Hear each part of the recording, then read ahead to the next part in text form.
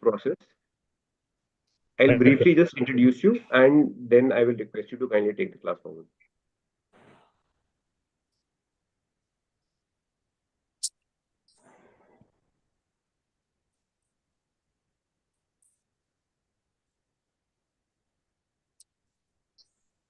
So also I've prepared a brief introduction for you.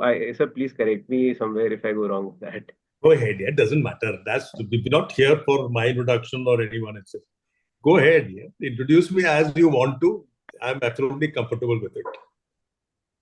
So that's your generosity. So hello, very good evening, and a very warm welcome to everyone. We welcome you once again for another class with Vestralex free online community classes on law. This is a free legal literacy initiative by you, for you, by us, for us, and possible only through the generous contribution of our seniors, our guides, our mentors. And with this, we have the honor of hosting today and learning from Shri Dinesh Dwivedi, sir. He is a senior advocate practicing at the Supreme Court of India. He was enrolled as an advocate in 1978 and has a standing of more than 45 years at the bar. He started his practice as a civil side lawyer before the Allahabad High Court. He was designated as a senior advocate on 19th of August 2000. He is considered as an expert of civil and constitutional cases and has handled many distinguished cases and has been part of various leading judgments. His father, late Mr. Justice Surendra Narayan Dwivedi, was a judge at the Supreme Court of India. He's done exceptional cases, including reservations and promotion cases, industrial alcohol cases, and I don't know what all cases are, but it's been just phenomenal how you have conducted your practice. And we're just grateful to you, sir, for taking the time out, for helping us, guiding us in understanding a perspective of what are your views and how you see law today. So, sir, very warm welcome, and I hand over the class to you, sir. Thank you, Keshav. Thank you. And thank you to all the friends who are there, who have joined and would be joining us.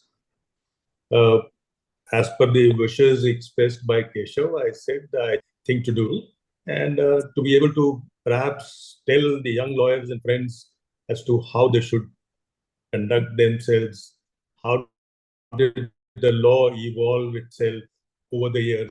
I mean, I've been practicing for the last 47 years. And therefore, in these 47 years, how the law evolved, it would be really nice to share with you people so that you can also remember, as a matter of recall, what happened in the past. For this purpose, I have chosen a particular topic, which is of great interest to me and has always perhaps been, perhaps intrigued me to a large extent. When I was studying law in the schools and in the law college, and perhaps when I started my practice,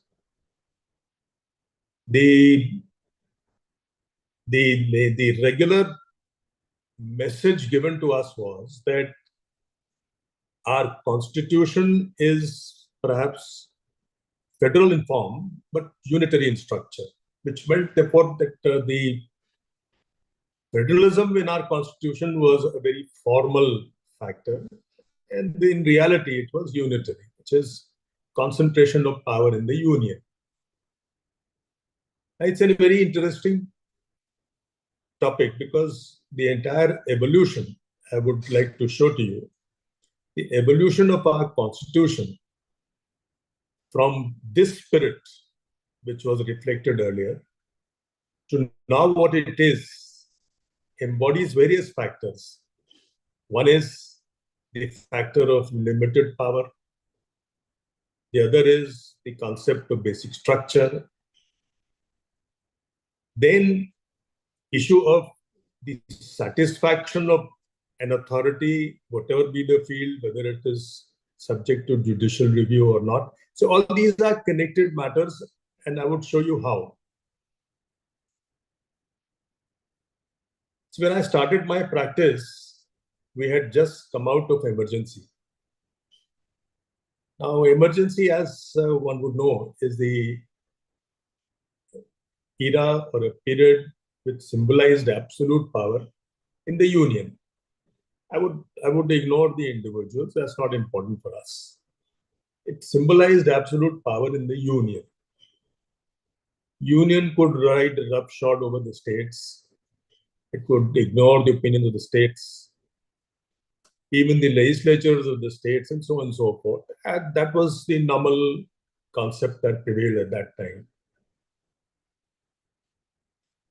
With the ceasing of emergency, kind of a fresh air developed.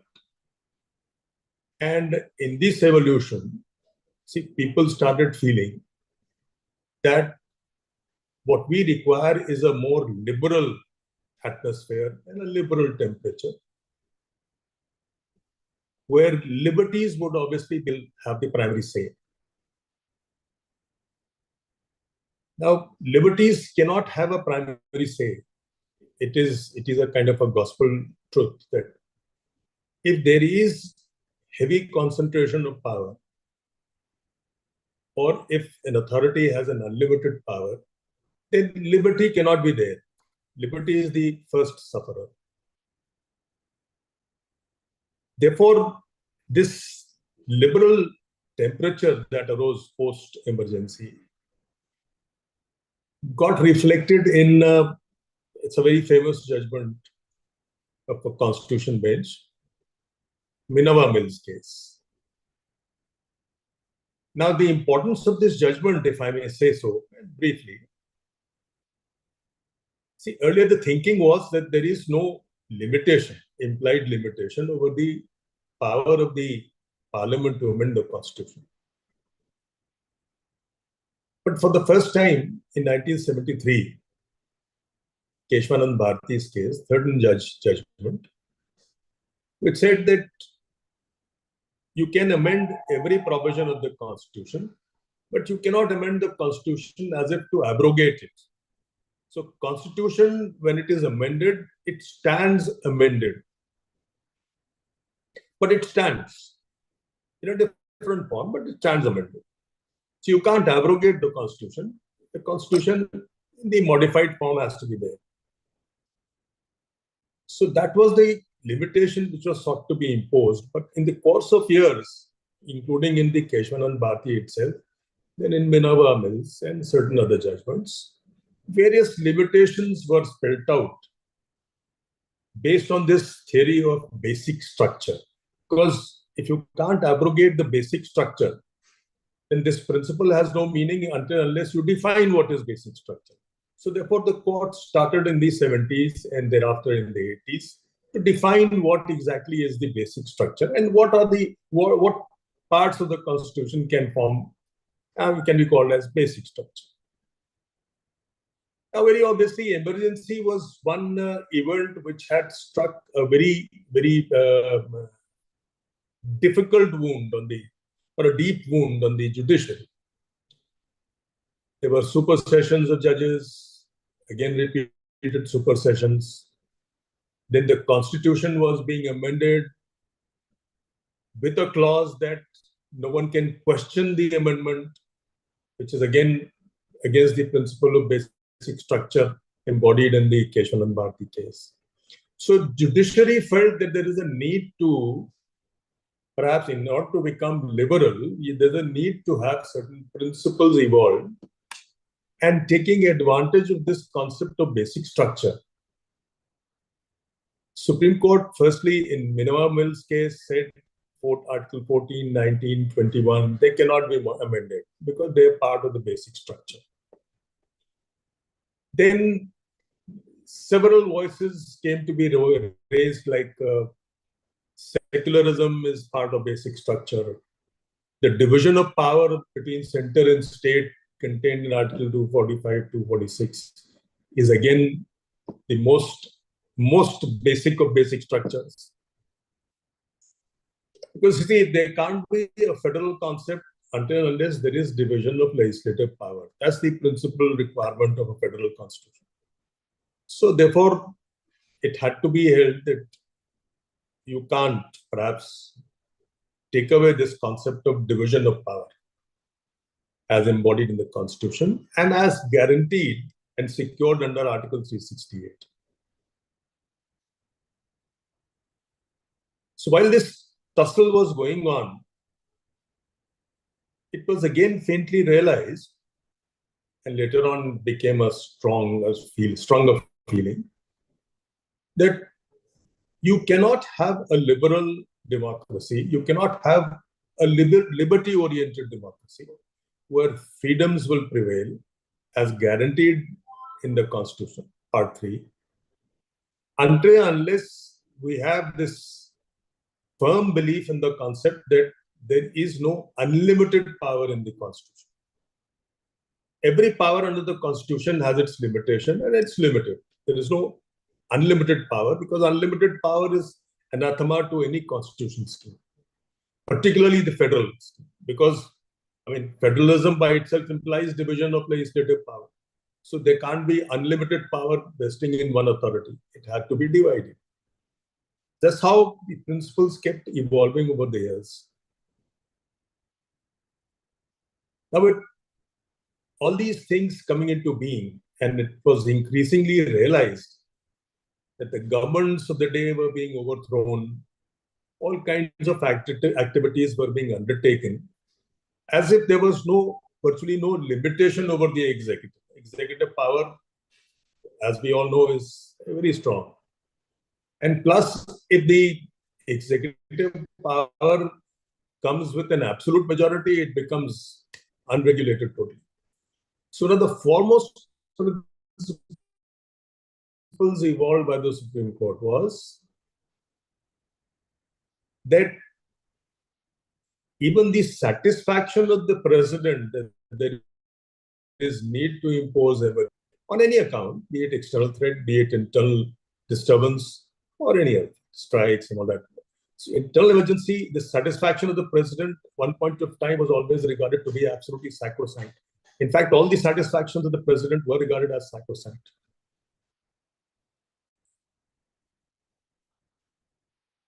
Then, when it was realized that the constitutional scheme was being distorted in one way or the other, for instance, by overthrowing governments, elected popular governments, imposing a president's rule. So the court had to intervene and say this dissatisfaction to impose president's rule or emergency does require satisfaction to be rational, based on some material. It's not an unlimited satisfaction. So that was a big blow to the unlimited power concept, in my opinion. Along with this concept of the power being limited in any federal constitution, there was another concept which came into being. And that not only the concept of unlimited power is foreign to our constitutional scheme, but also that every authority and every order, every satisfaction can be judicially reviewed. So to say that power is not unlimited means nothing, unless there's an authority which is capable of reviewing the satisfaction and considering whether that satisfaction is within the folds of the constitutional scheme or not, or in consonance with the constitutional spirit. So these two concepts were the greatest emanations of the emergency, and thereafter what followed, primarily the upsetting of the elected governments and so on and so forth. And this was a big change in the sense that all these concepts had a very big hand in sustaining the federal structure. Because if governments cannot be overthrown on the mere satisfaction of the president, and that satisfaction cannot be reviewed, then obviously then there is no liberty at all. So anyone can reach any satisfaction. For instance, take the case of preventive detention. Preventive detention a person can be detained on the satisfaction of an authority prescribed in the law. Now, if that satisfaction cannot be reviewed, then anyone can be detained preventively for any reason, and no one will have any say in the matter. That is where the importance of ADM Jabalpur case comes in. ADM Jabalpur case was one of those unfortunate cases where even the courts buckled under the pressure of the strong executive, having an absolute power in the parliament. And it was held that Article 21 and 22 contain all the freedoms. Once they are suspended, everything goes. That's what happened in emergency. And therefore, as a consequence of that, all these new principles embodying restriction on the executive power to sustain a constitutional scheme, particularly the federal scheme, came into being.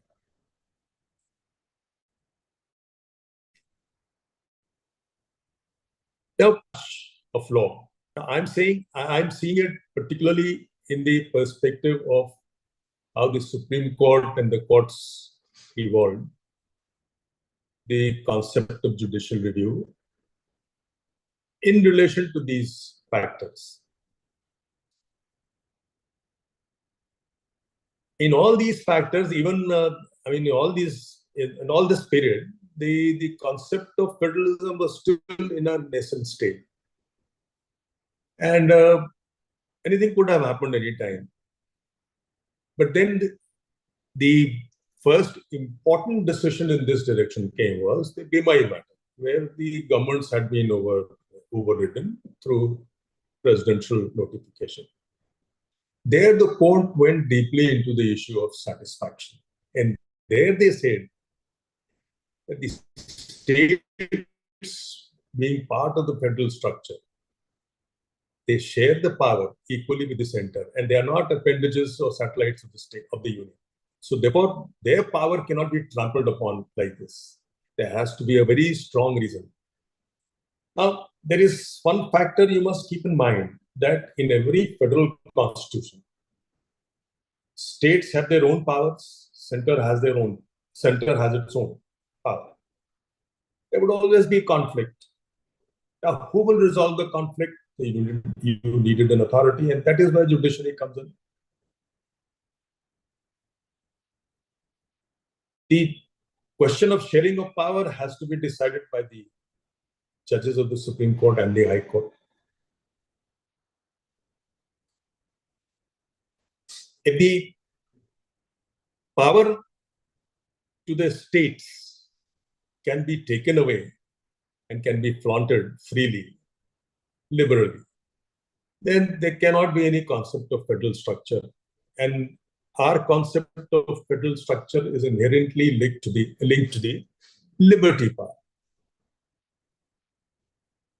The states have their own elections where people elect their representatives to rule them on local issues.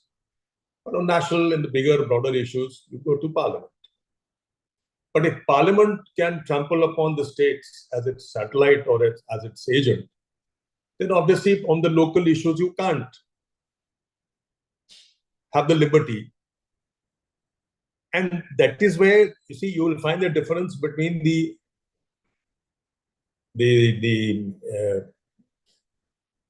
states as contained in the schedule, in the full-fledged states, and the union territories, because their parliament has all the power, including the state's power.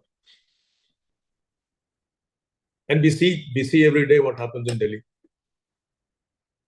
And coming back to the issue, I'm inherently trying to link the question of unlimited power and unlimited satisfaction, free from judicial review, with the concept of federal structure.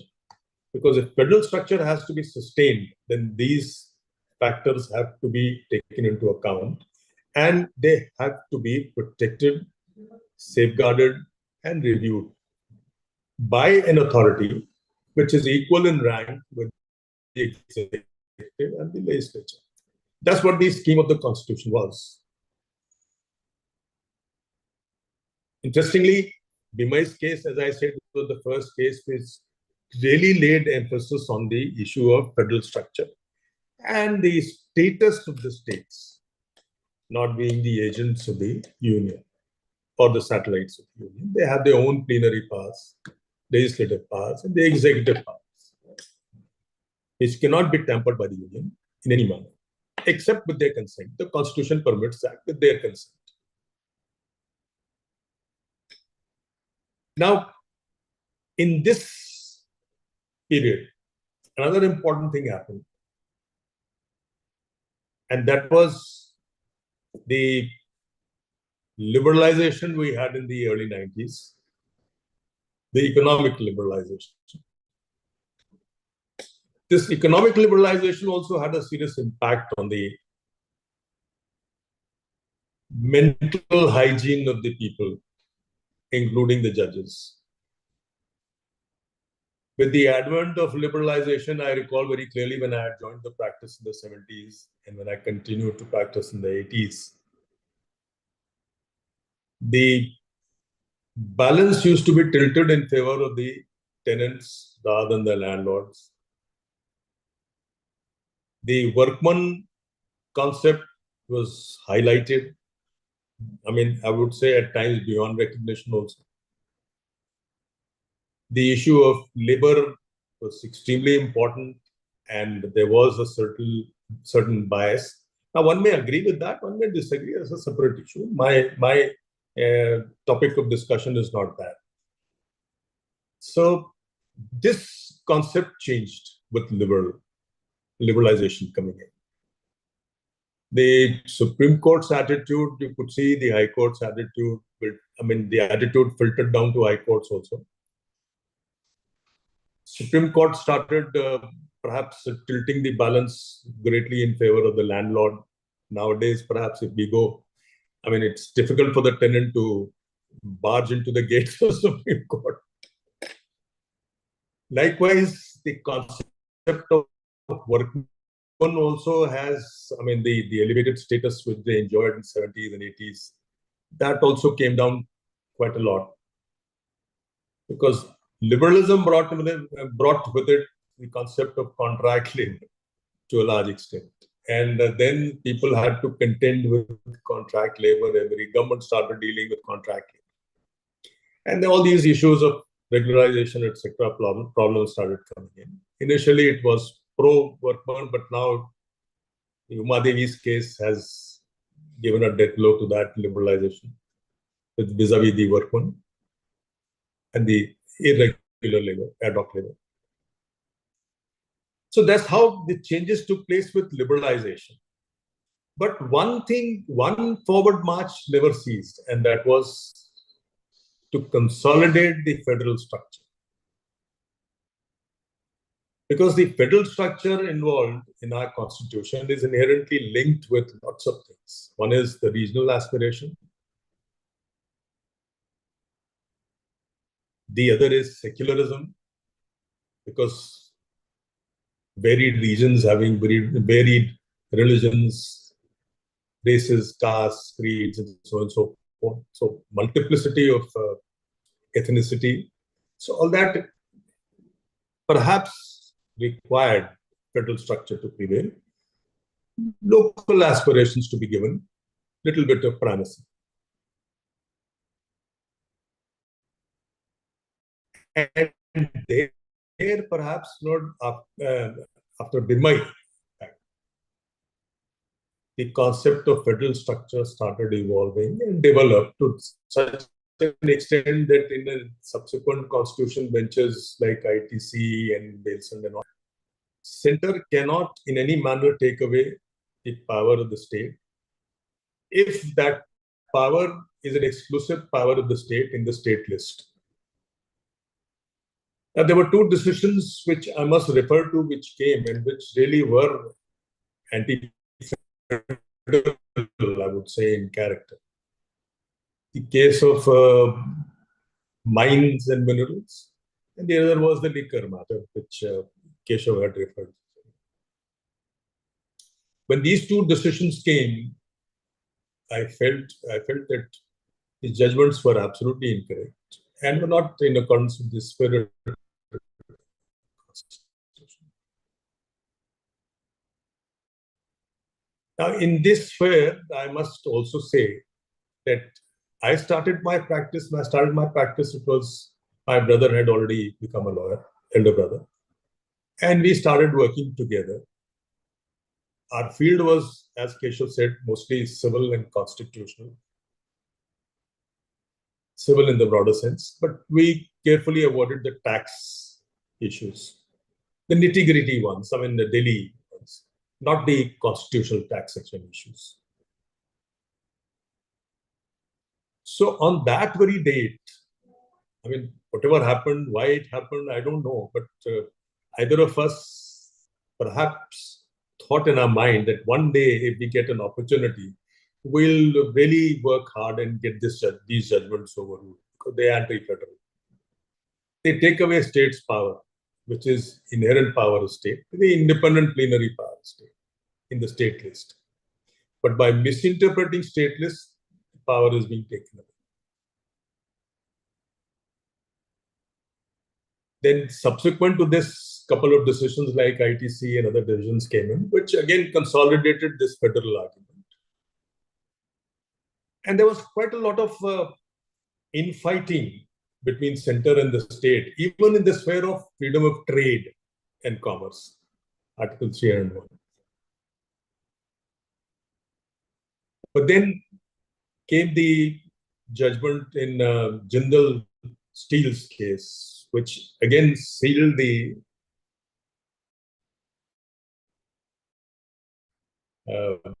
anti-federal concept or idea for those who wanted to argue against the federal concept in our constitution. It again recognized what we might have said and said, no, in the matter of trade and commerce, you just can't take away the power of the state to make law and subject it to the appreciation of the center. So that was the problem which had arisen because of 1964-62 decisions. It said that state cannot impose tax, any tax, which has the effect on trade. Every tax is bound to have an effect on trade. Then if state cannot it may enact any taxation law apart from 301 or ignoring 301, then perhaps most of the taxation power of state would have gone. So eventually, we succeeded in getting these judgments of 60s upset. And concept again, as I said, federal structure was given primacy and the state's power to tax was freed from the central limitation of approval of the president. Because approval of the president means approval of the central government. And therefore, state would have lost all their taxation power. Now, it is in that context we must see the evolution. Again, we have 2 judgments of 9 judges coming in now, which again accepts the theory that the state's power to tax is not subject to central legislation. And that is where they upset the 7 judges' judgment on the mines and mineral case and intoxicating liquor matter, which Keshav was referring to. Now, my brother had argued the mines and mineral case. I had argued the intoxicating liquor matter before 9 judges' bench. And we did succeed in getting our arguments upheld and those judgments of 7 judges overruled. Now, the sum and substance of the argument in this case is that the history of our constitution is quite intricately and intimately linked to the history of the evolution of federal structure in our constitution. And the evolution of federal structure in our constitution is inherently linked with 2 other concepts. That is, there is nothing like unlimited power in any authority under the sun. That is constitution. And 2, if there is no unlimited power, then who is to assess that the power is unlimited or limited? You required an authority to decide, and therefore the Supreme Court could judicially review whatever power was assumed by the authority or conferred on any authority. Because of this, the mandatory power of Parliament became subject to judicial review. The important thing is this: the mandatory power of Parliament, which was unlimited, supposed to be or claimed to be unlimited, became subject to judicial review. Subject to judicial review on the annual of breach of basic structures. Then, as a consequence of this theory, basic structure was elaborated, defined, for instance, federalism, secularism, the concept of rights. You can't take away the rights completely. 1921, it's the main fulcrum or the base of all the human rights. It cannot be taken away. And that is how my belief is that our constitution has survived because of these developments that have taken place, or the evolution that has taken place. It is quite a strange phenomenon that best of constitutions have not been able to survive, particularly if you take the Western democratic concepts. There is nowhere in the world this Western democratic concept, the constitution prevails, except in India.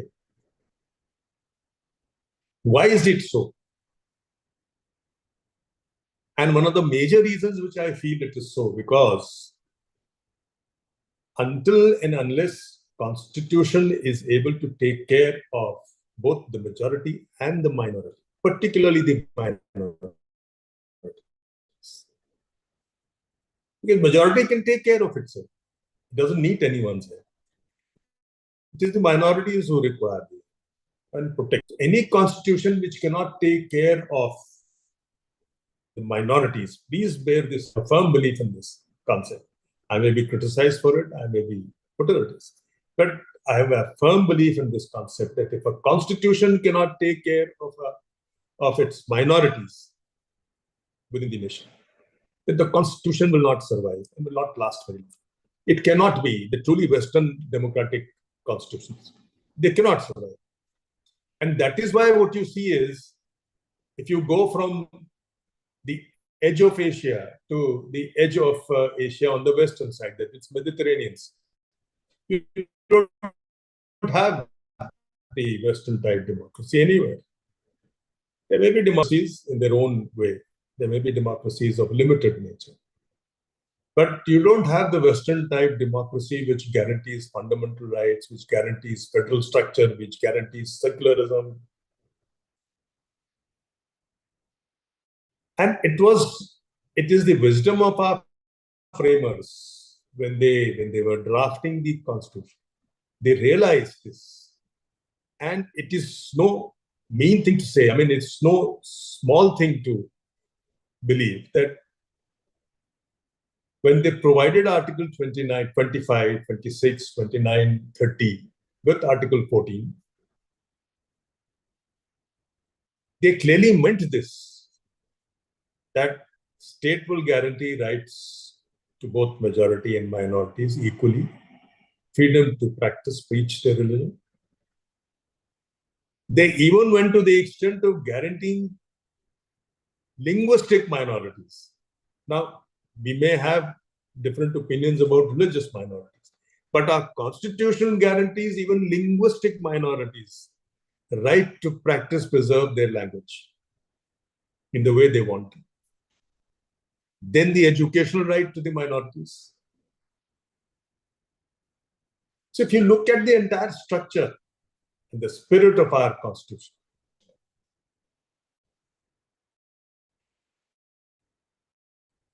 we cannot ignore the fact that we as nation, in a democratic structure, as a federal structure, cannot survive and cannot live in until and unless we have this concept of protection, extra protection to minorities. That's how I see it. Lots of people may not agree with me, but my belief is that that's the reason. by framers incorporate that people of all hue and knowledge and perhaps leanings, whether it is right leaning, left leaning, central leaning, whatever it is, they all had unanimously accepted the minority rights. Now, one may find it difficult to believe today, but fact remains that is the doyens of the right movement. They also accepted and had put their seal and signature on the document, which contained these things. Thank you. This is what I thought perhaps I'd like to talk about the evolution of the federal structure, which is so dear to my heart. So, thank you so much, sir. It's been very kind how and very so this is one thing which I think I appreciate about you, and I think everyone who knows you would. The manner in which you explain ideas, it asks a person to necessarily apply their mind in a very constructive manner. I think it's created a lot of curiosity for anyone who's been able to follow or who will be referring later on also. So just one humble thought. I must thank you because the inspiration came from you only. What, sir, you keep doing only, You sir. were the one who pressured me to Internet is do. filled with you. And so, as a matter of fact, internet it is actually filled with you. So I think recently you went viral also for some very interesting incident which happened in the chief Liquor. court. That was Yes, sir. liquor. So, but The fact is, I'm quite liberal in my spirit in these matters, and I like spirit. and so I'm with So you in spirit, sir. I told the court very frankly that I love my whiskey because I was dealing with intoxicating liquor. So court wanted, I mean, in between, court does give you a pinprick. So I said, please don't worry, I love my whiskey. And so all advocates are happy. But again, sir, so I'm hoping because so there is one very unique talent and very unique, how do I say, ability of yours, which I don't believe that a lot of advocates, senior advocates at your level also would be having.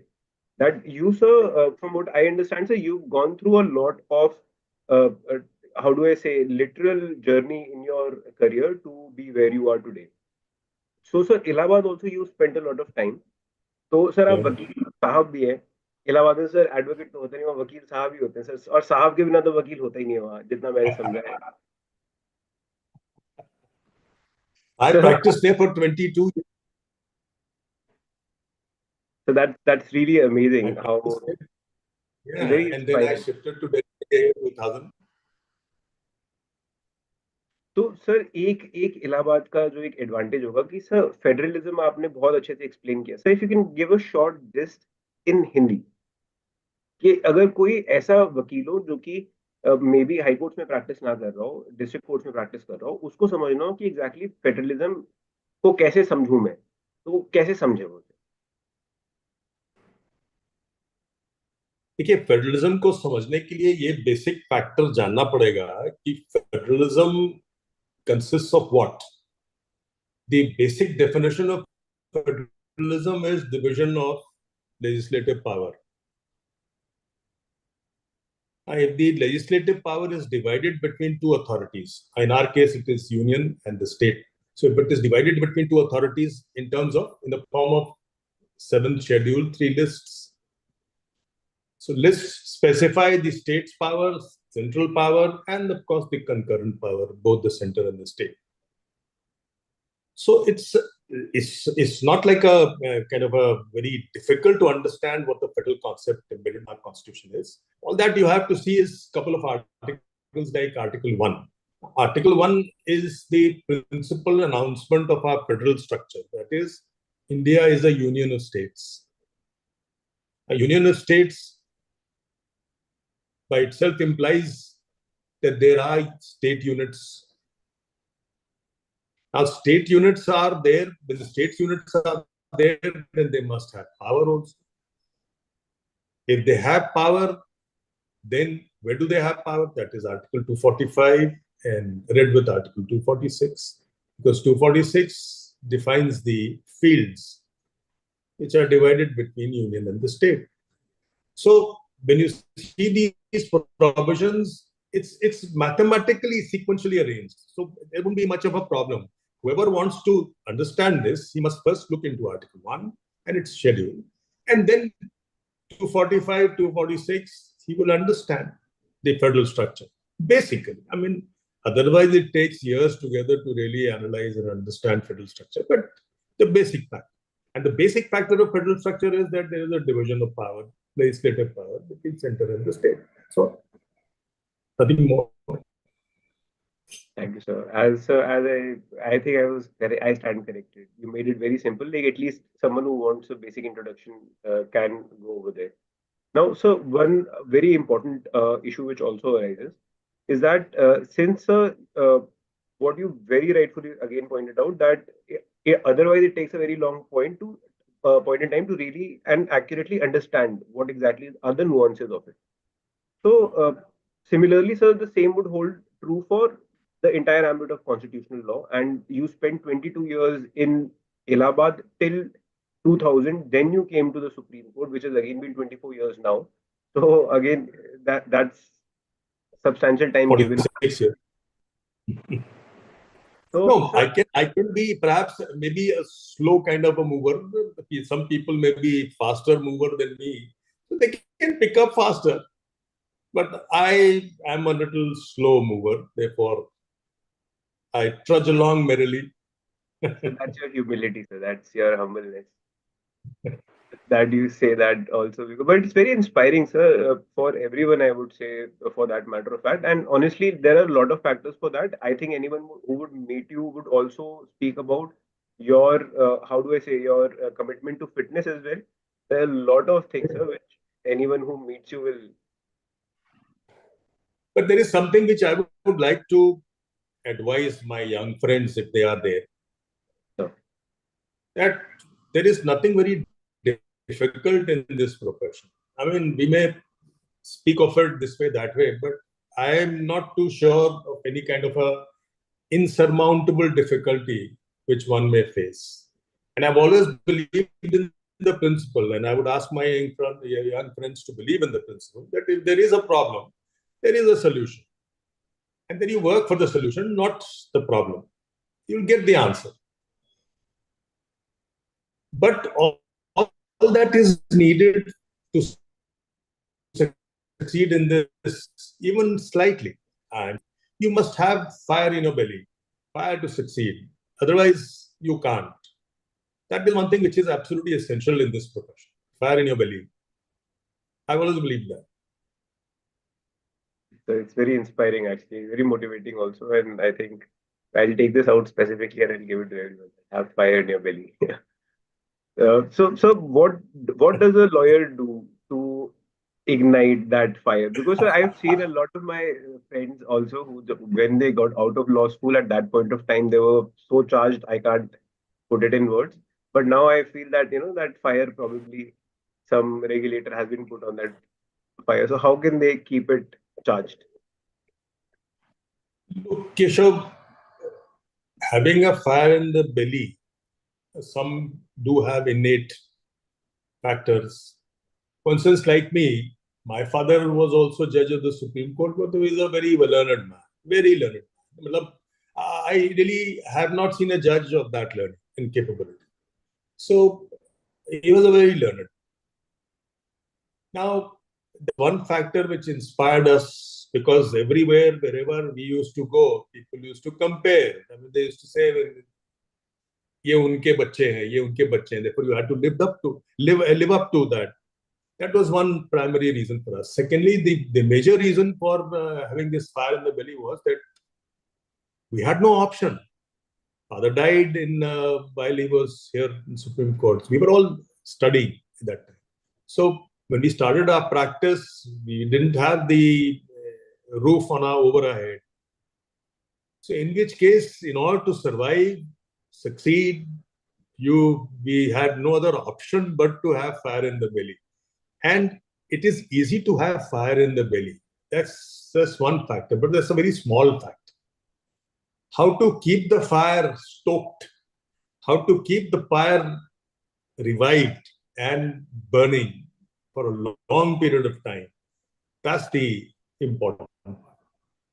And that one has to do consciously, overcome boredom, overcome desires, so and so forth, to go out in the evening, enjoy yourself. You've got to sit on the table, build a habit of studying at least 3 to 4 hours a day in the evening after quarters.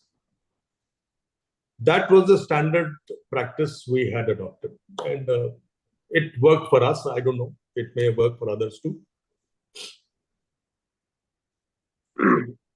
Certainly, sir. Absolutely, sir. I think that's no, hard work has no substitute. That's really inevitable. So, so with respect to the constitutional framework, like when people, so how it works is, at least from what I remember, when we are in law school or when we're studying, we're about to finish college or we just come into the profession or we even preparing for moot propositions or in moot courts. So there is always the proposition is always given to us that this is the set of circumstances from which, and in a way, the answer, the question is in itself leading that you have to file or draft probably something with respect to a writ petition in this matter, or it's very very leading. It directly tells you what you have to do. Then you just need to know what has to be done, formats and all you need to know, and you have to fill that. But in real life, so that does not happen. In real life, an advocate has the challenge of thinking what all he can do. So in the matters, as Keshav, the advantage of schooling in the manner in which you people do is that at least you are aware of the concepts. You are aware of maybe elementary stage, but then you are conscious and aware. But during our times, I don't know, but during our times, perhaps the awareness wasn't so great. The schooling wasn't so great. And we used to have tougher time when we all of a sudden we land up in the court to understand. I'll tell you, there was a faux pas I committed. It's not that everything has been hunky-dory. So I've also committed lots of faux pas in my life. And I'll tell you a very interesting faux pas which I committed was that when I joined the bar, and I think it was may have been second or third day in the High Court.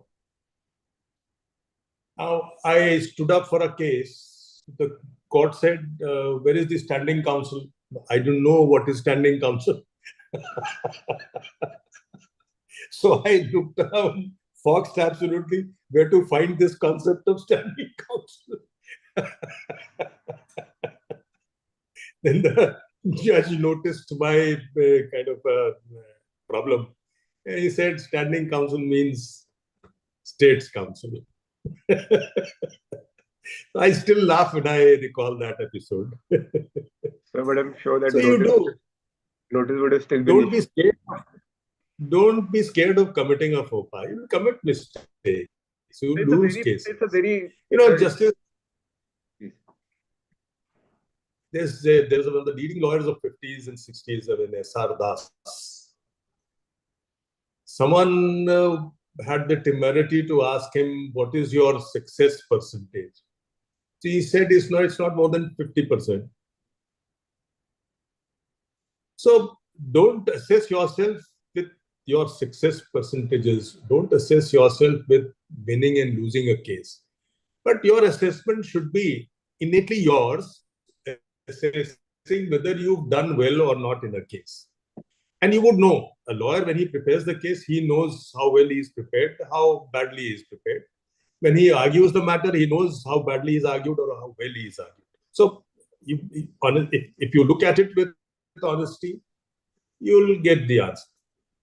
So don't worry about the win or lose percentages. Don't worry about the faux pas that you may commit. You will commit. Everyone commits. Nothing very surprising or bad about it. So just get over it. That's the. So because I've seen sometimes in court, thankfully it has never happened with me, but sometimes the judge only says that, Mr. Counsel, I think you're doing a disservice to your client. Now, I don't know, so I think that is one of the biggest disrespect for an advocate. If the judge says that, don't take it to your heart. Try to weigh what he's saying. Question is, it's quite possible that he may have tried to tell you something but you may not have caught on to what he is saying. So what he's trying to say it in a terse manner, in a more hard-hitting manner, that you're not understanding what I, and therefore you may be harming your client. So but don't take it to your heart. There's nothing to be. Everyone has gone through that grind. I mean, no one can say that he hasn't committed. I mean, there's yet to be a person who hasn't committed a mistake. Why should you bother about it? Get over So, it. so I request everyone to kindly just, please share your questions if you have anything that you want to ask. If you're not very overwhelmed, please raise your hand or let us know. This is a very good opportunity. I'll come back to my question now. So this was my duty. I had to just request everyone so that if they have something that they might want to ask. So one thing very important, sir, that you mentioned during the course of your entire discourse.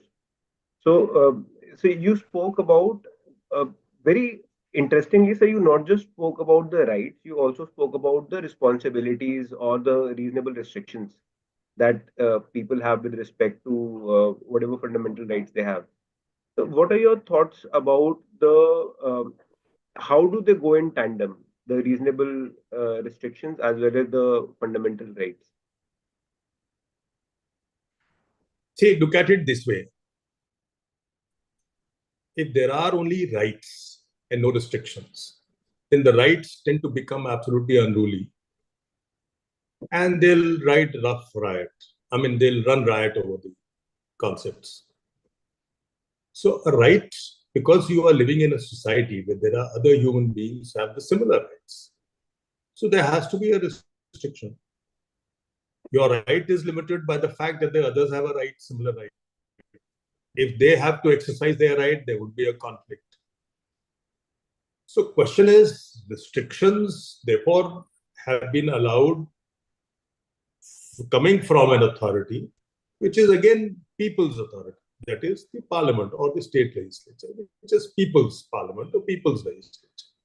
Therefore, there your representatives make a law after taking into consideration all the factors.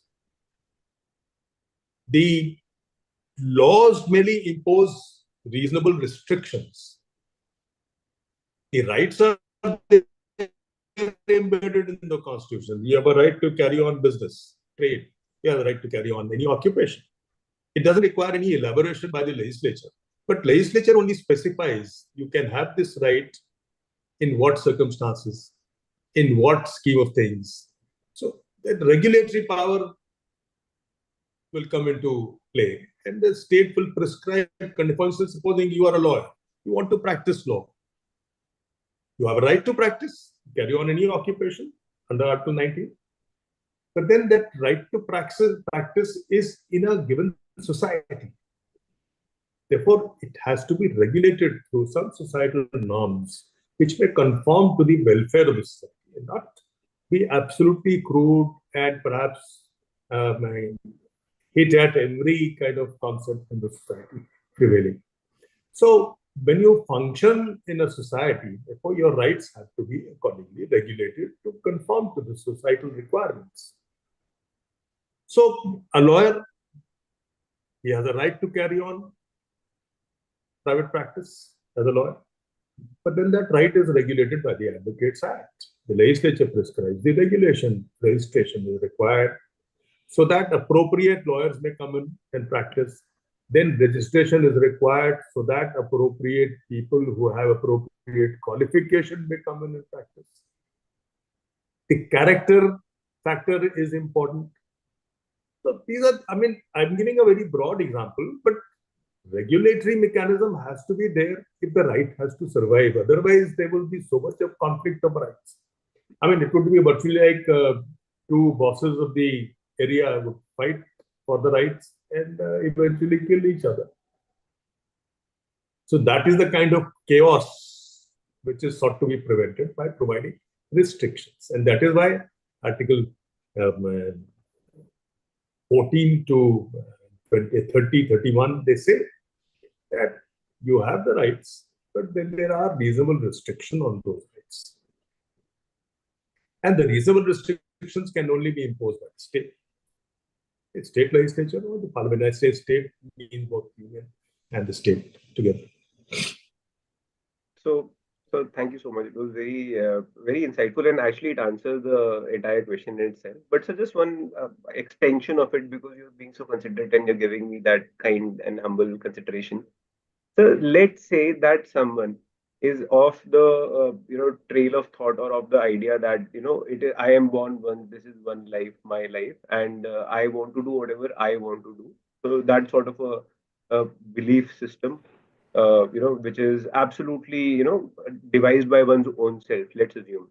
So that person may, themselves one day start calling themselves either a minority, or let's say probably, that they may choose to say that, okay, I have the right to, let's say under Article 21, to be myself, or they say that I want to express myself. This is my expression. This is my right. So, as per your thoughts, sir, is it appropriate to curtail, to reasonably restrict, or can such ideas and thoughts also exist?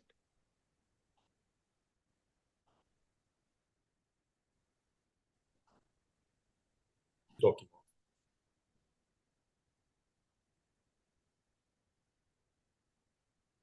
I mean, restrictions have to be there for the purposes of promoting some idea. Now, when the issue was of regulating a concept, then, I mean, you were talking of an idea, and in the light of that idea, regulation may be imposed, may not be imposed. That's a separate issue. But what sort of ideas? Question is, the basic idea is welfare of the state. After all, we are living in a nation state. We don't live outside the nation state. So the concept is, and nation symbolizes the people living in this nation. It's not the boundary or the land which is nation. The nation obviously is a concept which embodies people. And therefore, the concept is of welfare state, non-welfare state, capitalist state, communist state, and so on and so forth. So every concept, see, has to be functional within the nation state, operative on the people of the state. So if people have to have a liberty, then it has to be a regulated liberty. It can't be an unregulated liberty. Otherwise, there would be so much of conflict and, I mean, the kind of violence and so on and so forth.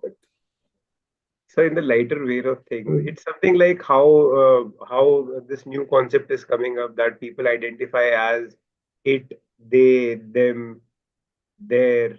Like people have started identifying as a football, apparently, from what I understand. It's just in a lighter vein, sir. But people are choosing that. I don't know about such intricate essence of. आपने एक शेर नहीं सुना, Sir. वो हम क्या है जो हम ही हम है, जी. वो हम क्या है जो हम ही हम है, बात तो तब है जब हम तुम हैं. वाह वाह वाह वाह वाह. तो So हम और तुम के होने के लिए रेगुलेशन जरूरी.